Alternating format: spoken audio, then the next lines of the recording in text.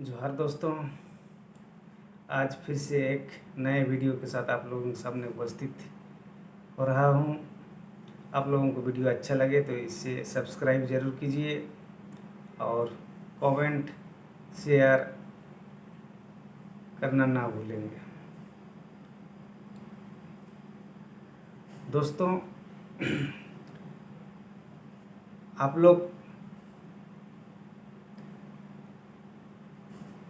आदिवासी महासभा के बारे ज़रूर सुने होंगे, क्योंकि उनके अध्यक्ष थे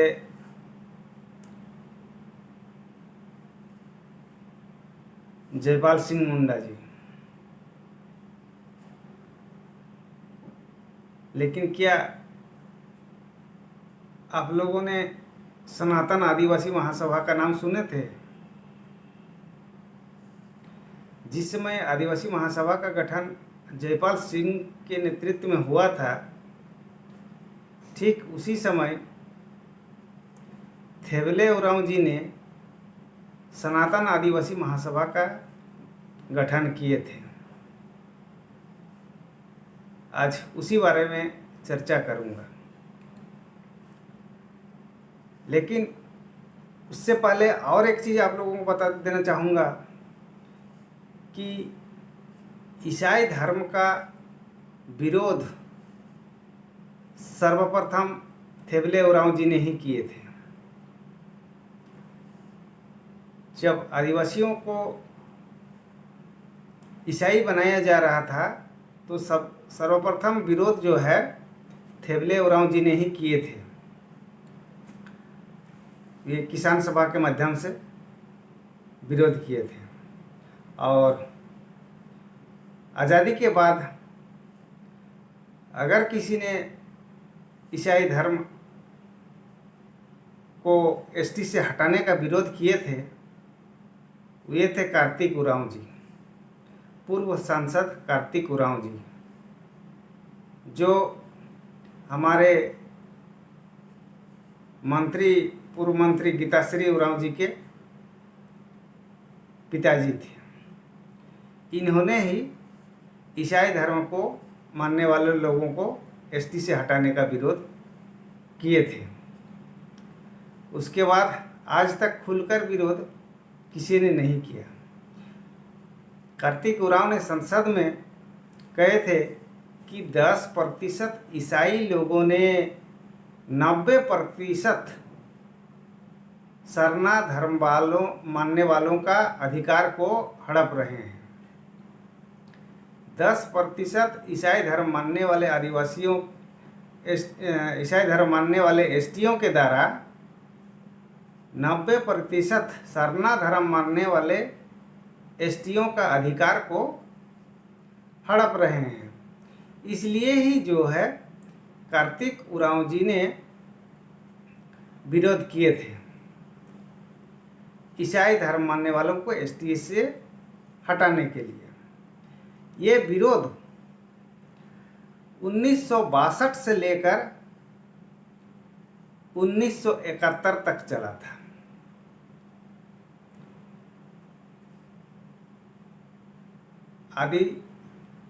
आदि धर्म मानने वाले लोगों का अधिकार को ईसाई धर्म मानने वाले लोगों द्वारा हड़प लिए जाने के कारण ये कार्तिक उरांव ने विरोध किए थे। उन्होंने विरोध किए थे कि 1950 के पूर्व ईसाई धर्म मानने वाले लोगों को कभी भी ट्राइब लिस्ट में नहीं रखा गया, ना ही प्रिमिटिव ट्राइब की लिस्ट में रखा गया था। लेकिन ये लोग 1950 का संविधान बनते ही एसटी में घुस गए, क्योंकि 1950 के पूर्व धर्म आधारित आरक्षण था और 1950 के बाद जो है वो जाति आधारित बन गया। 1950 के पूर्व जितने भी सरना धर्म मानने वाले एसटी हैं उन लोगों को अधिकार नहीं दिया गया था। ईसाई धर्म मानने वालों को अधिकार था, क्योंकि धर्म आधार से ही आरक्षण दिया जा रहा था। हिंदू का, सिख का, मुस्लिम का, ईसाई का, सबका धर्म आधारित आरक्षण था। परंतु सरना धर्म बोल के कोई कोड पहले भी नहीं था, आज भी नहीं है। इसलिए जो इन लोगों को आरक्षण नहीं मिलता था। तो दोस्तों, ये विरोध कार्तिक उरांव जी ने जब 1962 से किए, तो 1963 में 20 जून 1963 को जयपाल सिंह ने अपना जो आदिवासी महासभा से झारखंड पार्टी बनाए थे, उस झारखंड पार्टी के विलय 20 जून 1963 को कांग्रेस में कर दिया। लेकिन विरोध थमा नहीं। एसटी से हटाने का विरोध थमा नहीं। यहाँ तक कि कार्तिक उरांव जी ने 1962 में जो आंदोलन छेड़े थे, वो आंदोलन लगातार चलता रहा।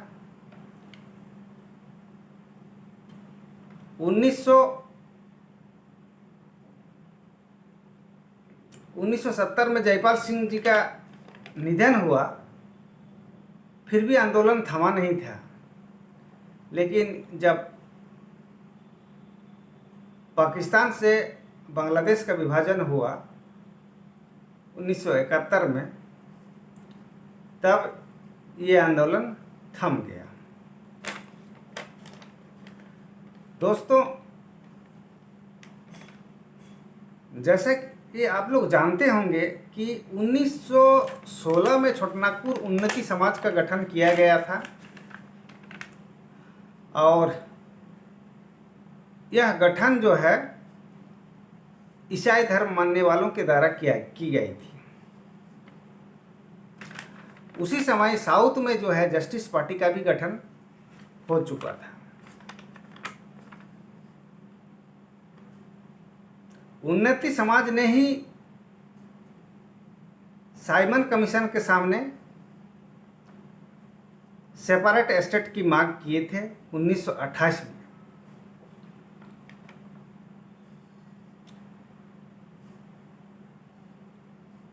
जिसमें excluded and partially excluded area को शामिल किया गया था। सेपरेट स्टेट की जो मांग की गई थी, उसमें एक्सक्लूडेड एरिया और पार्शियली एक्सक्लूडेड एरिया, यानी 5th शेड्यूल और 6th शेड्यूल जो है ना, इनको जो है अलग, माने सेपरेट स्टेट, उस समय का सेपरेट स्टेट का मतलब अलग देश का ही मांग माने की गई थी।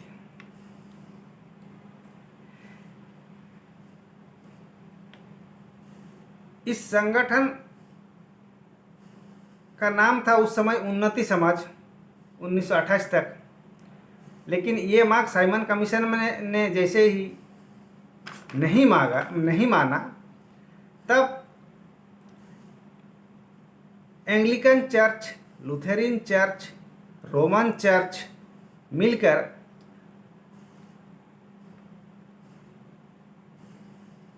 उन्नीस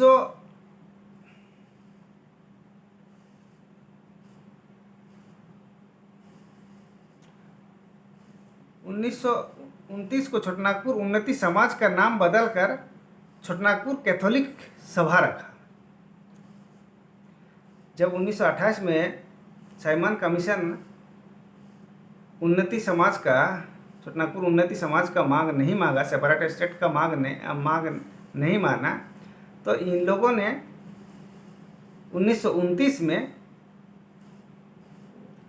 जो है उसका नाम बदलकर छोटनागपुर कैथोलिक सभा रखा। और ये छोटनागपुर कैथोलिक सभा जो है एंग्लिकन चर्च, लुथेरन चर्च और रोमन चर्च मिलके ही जो है छोटनागपुर कैथोलिक सभा का गठन किए, जिसका अध्यक्ष बने बेनोफिस लकड़ा और महासचिव बने इग्नेस बेक। छोटनागपुर कैथोलिक सभा का अध्यक्ष बने बेनोफिस लकड़ा और महासचिव बने इग्नेस बेक। जब 1931 के सेंसस में ईसाइयों को प्रिमिटिव ट्राइब के लिस्ट में ना रखकर इंडियन क्रिश्चियन के लिस्ट में रखा, तो ईसाइयों ने एक जर्नल निकालकर 1932 से 1934 तक, जब 1931 के सेंसस में देख लीजिए, 1931 के सेंसस में ईसाई धर्म मानने वाले जो ट्राइब है ना, उन लोगों को प्रिमिटिव ट्राइब के लिस्ट में न रखकर कहाँ रखा? इंडियन क्रिश्चियन के लिस्ट में रखा। तब इंडियन क्रिश्चियन लोग क्या किए? एक जर्नल निकाले 1932 से लेकर 1934 तक अपने को आदिवासी होने का प्रचार किए। 1932 से लेकर 1934 तक एक जर्नल निकाले इंडियन क्रिश्चियन लोगों ने, और उस जर्नल का नाम रखे आदिवासी। जर्नल का नाम ही रखा गया आदिवासी, और उसमें प्रचार किए कि हम लोग भी आदिवासी है।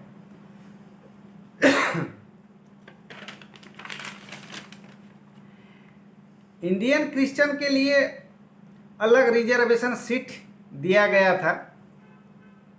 इंडियन क्रिश्चियन सीट से कैथोलिक सभा के महासचिव इग्नेस बेक 1937 को चुनाव जीते थे। इंडियन क्रिश्चियन के लिए अलग से रिजर्वेशन सीट दिया गया था। उस सीट का नाम था इंडियन क्रिश्चियन सीट। कौन वाला था? खूंटी क्षेत्र। ये इंडियन क्रिश्चियन सीट था। यहाँ से इग्नेस बेक 1937 को चुनाव लड़े थे। कैथोलिक महासभा के जो महासचिव थे वे 1937 को चुनाव लड़े थे और यहाँ से चुनाव जीते थे।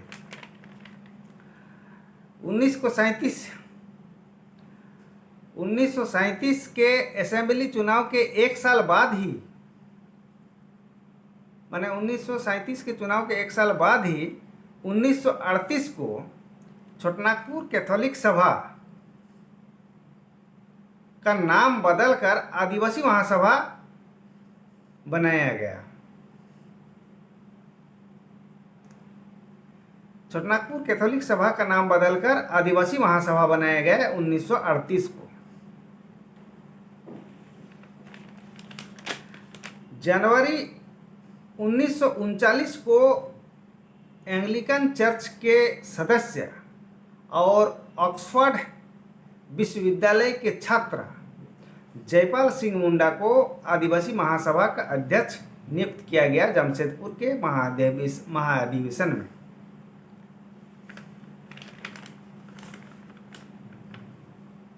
दोस्तों, आदिवासी महासभा का गठन तो हो गया, उनका अध्यक्ष का चुनाव भी हो गया, जयपाल सिंह जी उसका अध्यक्ष भी बने।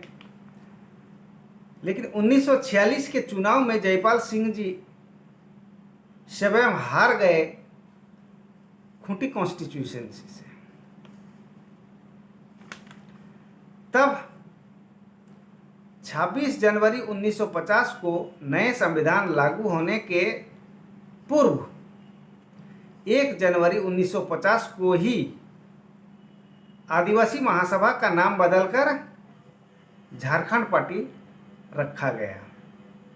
झारखंड पार्टी का निर्माण कब हुआ? 1 जनवरी 1950 को, यानी संविधान 26 जनवरी 1950 को लागू हुआ। उसके पूर्व जो है झारखंड पार्टी का निर्माण हो गया। आदिवासी महासभा का नाम हटा दिया गया क्योंकि 1946 में जो है जयपाल सिंह जी हार गए थे, है ना। शायद इसलिए ही जयपाल सिंह जी संविधान सभा का सदस्य भी नहीं बने थे। लेकिन आदिवासी महासभा के खिलाफ भी एक सनातन आदिवासी महासभा था जिसको बहुत कम लोग ही जानते हैं। सनातन आदिवासी सभा के अध्यक्ष थे थेबले उरांव जी। सनातन आदिवासी के अध्यक्ष थे थेबले उरांव जी और आदिवासी महासभा के अध्यक्ष थे जयपाल सिंह मुंडा जी। थेबले उरांव जी ने ईसाइयों द्वारा निर्मित छोटानागपुर उन्नति समाज से अलग होकर कैथोलिक सभा के विरोध में 1929 को किसान सभा बनाए थे। फिर जब जयपाल सिंह मुंडा जी आदिवासी महासभा बनाए तो उसका विरोध में जो है 1939 को सनातन आदिवासी सभा का निर्माण किए।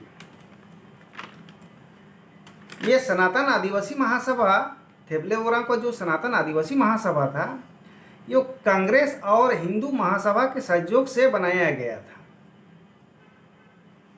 किसके किसके सहयोग से बनाया था देख लीजिए। सनातन आदिवासी महासभा जो है ये कांग्रेस और हिंदू महासभा के सहयोग से बनाया गया था। उस समय कांग्रेस को हिंदू पार्टी ही कहा जाता था। जैसे आज बीजेपी को हिंदू पार्टी कहा जाता है, उस समय कांग्रेस को हिंदू पार्टी कहा जाता था। आज़ादी के पूर्व जो है कांग्रेस को हिंदू पार्टी माना जाता था और जो आज जैसे आरएसएस है उस समय हिंदू महासभा था। हिंदू महासभा और कांग्रेस के सहयोग से सनातन आदिवासी का निर्माण थेबले उरांव जी के द्वारा की गई थी। इस महासभा के माध्यम से ईसाइयों का घर वापसी कराया जा रहा था। ये जो सनातन आदिवासी महासभा था इसके माध्यम से ईसाई धर्म मानने वाले ट्राइब का उसको घर वापसी कराया जा रहा था, है ना। हिंदू महासभा के द्वारा जो है इसको शुद्धिकरण किया जाता था। घर वापसी के लिए हिंदू महासभा के द्वारा जो है इसको शुद्धिकरण किया जाता था। ये काम सनातन आदिवासी महासभा के द्वारा ही की जाती थी, लेकिन सहयोग जो है हिंदू महासभा करते थे। घर वापसी आज तक देखिए आज़ादी के बाद घर वापसी का आंदोलन किसी भी नेता ने नहीं कर पाया। 1950 से लेकर आज 2023 हो गया, घर वापसी का आंदोलन कोई भी एसटी नेता नहीं कर पाया है, करने का हिम्मत भी नहीं है। लेकिन ये काम जो है थेबले उरांव जी ने आज़ादी के पूर्व ही सनातन आदिवासी महासभा के द्वारा की जा रही थी, शुद्धिकरण की जा रही थी।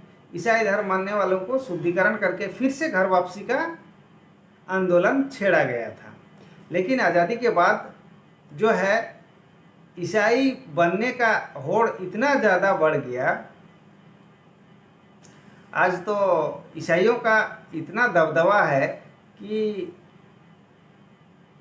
ओरिजिनल आदिवासी धर्म मानने वाले एसटी का संख्या नगण्य हो गया है। क्योंकि जो लोग बचे हुए हैं वो लोग को तो हिंदू में ही काउंट किया जाता है और अधिकतर जो है एसटी लोग हिंदू धर्म को ही मानते हैं। क्योंकि कोई भी ऐसा एसटी समुदाय नहीं है जिसका कोई भी व्यक्ति जो है हिंदू नहीं बना है।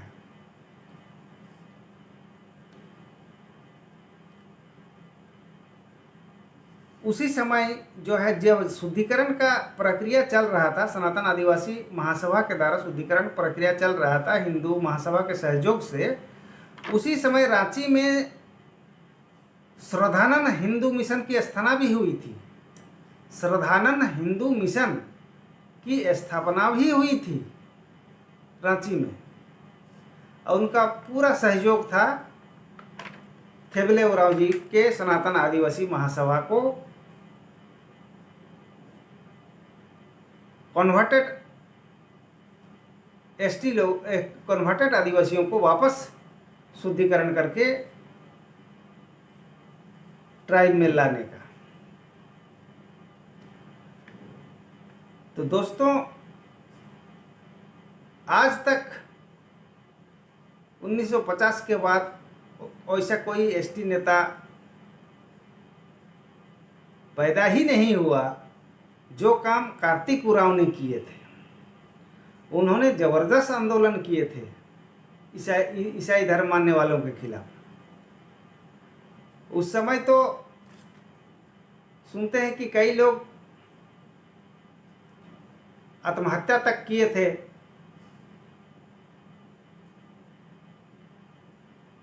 जब जयपाल सिंह जी की देहांत हुई, उस समय तक आंदोलन थमा नहीं था। ईसाइयों को एसटी से हटाने का एकमात्र आंदोलन अगर किसी ने किया था तो वो कार्तिक उरांव जी ने किया था। आज तक कोई भी एसटी नेता ईसाइयों के खिलाफ इस तरह का आंदोलन करने का हिम्मत नहीं कर पाया है जो काम कार्तिक उरांव ने कर चुके हैं। 300 सांसदों द्वारा हस्ताक्षर कराकर कमीशन बनाया गया था एसटीओ को हटाने के लिए। ये काम कार्तिक उरांव जी ने किए थे। आज अगर एसटी लोगों का संख्या ईसाइयों में अधिकतर बढ़ते जा रहा है तो इसका एकमात्र कारण है कि कोई एसटी नेता इसका विरोध नहीं किए हैं। आज कुर्मी आंदोलन का अगर विरोध हो रहा है तो इसका मूल कारण जो है ईसाई समाज के लोग हैं और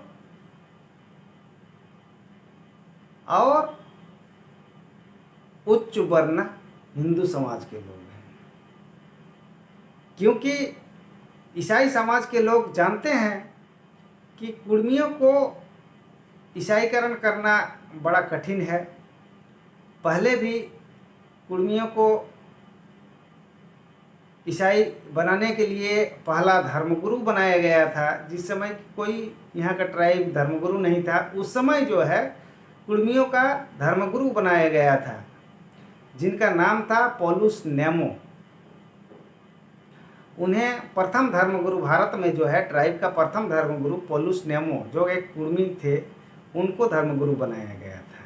यहाँ तक कि ईसाई धर्म में कन्वर्ट करने के लिए कुड़माली में बाइबिल भी लिखा गया था, परंतु फिर भी कुर्मियों को ईसाईकरण नहीं कर पाए जिस तरह से संथाल मुंडा उरांव हो को किए हैं।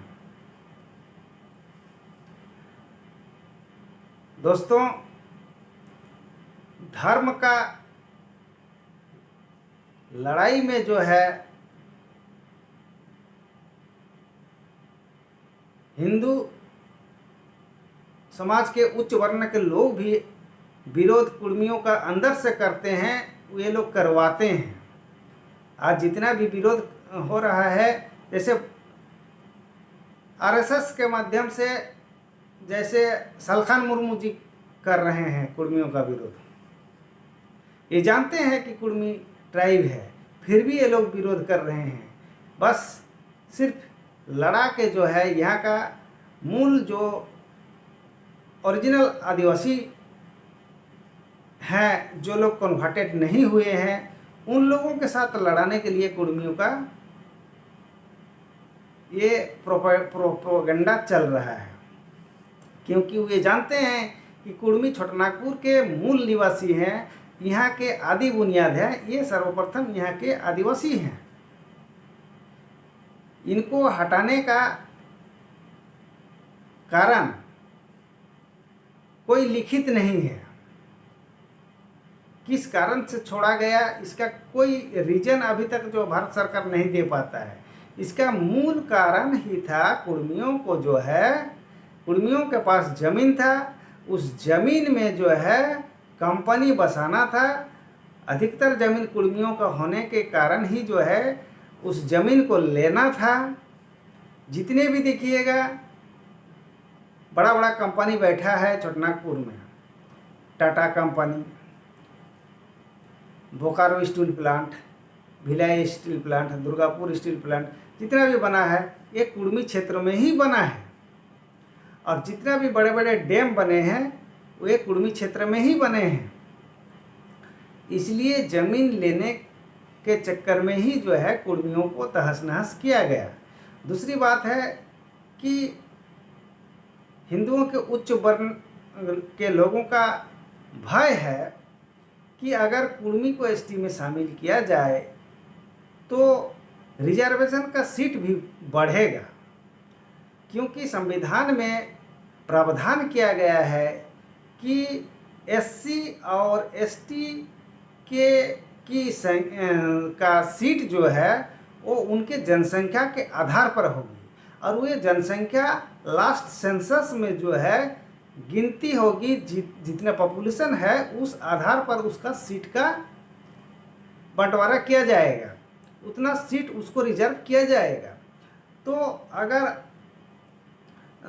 संविधान में आर्टिकल 330 और 332 देखिएगा, उसमें जो है सीट का प्रावधान किया गया है, कितना सीट पॉपुलेशन के आधार पर किस तरह से सीट दिया जाएगा।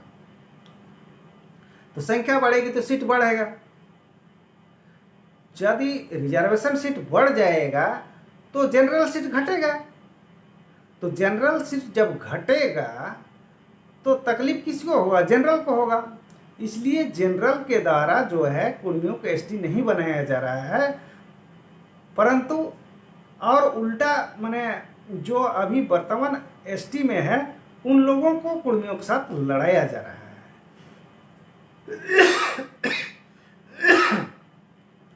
लड़ाने से क्या होगा? उन लोगों को कह रहा है कि तुम्हारा हक खा जाएगा। हक कैसे खाया जाएगा भाई?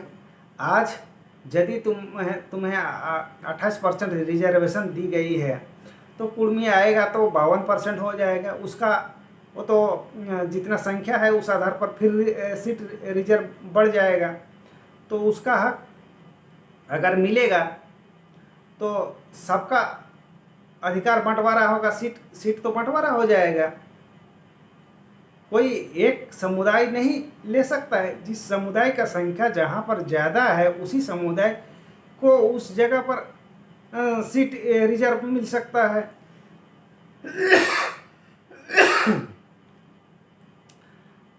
साथ ही देश में जो है एसटी की संख्या बढ़ जाएगी तो एसटी का भी ताकत बढ़ेगी, उसकी पार्टी हो सकती है, एसटी का अलग पार्टी भी हो सकता है। इसलिए भय है उच्च वर्ण हिंदू लोगों का।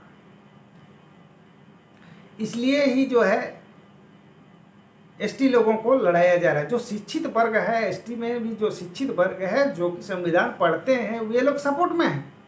जैसे कृष्ण माडी जी सपोर्ट में थे, सूर्य सिंह बेसरा जी सपोर्ट में है, पहले भी जयपाल सिंह मुंडा भी सपोर्ट में ही थे,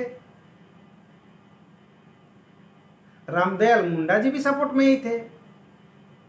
यहाँ तक कि जब तक सत्ता नहीं मिला था तो शिबू सोरेन भी सपोर्ट में ही थे, नेहरू भी सपोर्ट में ही थे। पढ़े लिखे लोग हमेशा कुर्मियों को सपोर्ट में ही थे। इस कुर्मी को जो है कुर्मी बनाकर ऑल इंडिया लेवल का कुर्मियों के साथ मिलाने का जो कुप्रचेष्टा चलाया जा रहा है, ये तो 1929 से चल रहा है, लेकिन आज तक मिलाने नहीं सके हैं। ऑल इंडिया लेवल के कुर्मी के साथ छोटनागपुर के कुर्मियों का कोई ताल्लुकात नहीं है। ना भाषा संस्कृति में है, ना धर्म है, ना संस्कार में है। किसी भी चीज़ में जो है उनके साथ मेल मिलाप नहीं है। ना वो लोग के साथ गोष्ठी में है। ऑल इंडिया लेवल का कुर्मी का ना तो गोष्ठी है, ना भाषा है, ना ट्राइबल संस्कृति है, ना ट्राइबल धर्म है। फिर उनके साथ जोड़ने का कारण क्या है? ये क्षत्रियकरण का बहाना होता है। क्षत्रियकरण पहले के वीडियो में भी मैं कह चुका हूँ। क्षत्रियकरण का बहाना जो जाल था, वो पोइता लेने का जो जाल था, सिर्फ कुर्मी हो नहीं, वो संथाल लोग भी लिए थे, वो मुंडा लोग भी लिए थे, भूमिज लोग भी लिए थे, उरांव लोग भी लिए थे, सब ने लिया था। इसलिए वो कोई प्रोपेगेंडा जो है नहीं चलेगा। जहाँ तक जैसे कि संथाल में सफा होड़ हुआ है, बिरसा में बिरसायत धर्म मानने वाले मुंडा लोग जो है बिरसायत हुए हैं, और उरांव लोग जो है टना भगत हुए हैं। तो वो वैष्णव धर्म है, वो हिंदू धर्म का पार्ट नहीं है।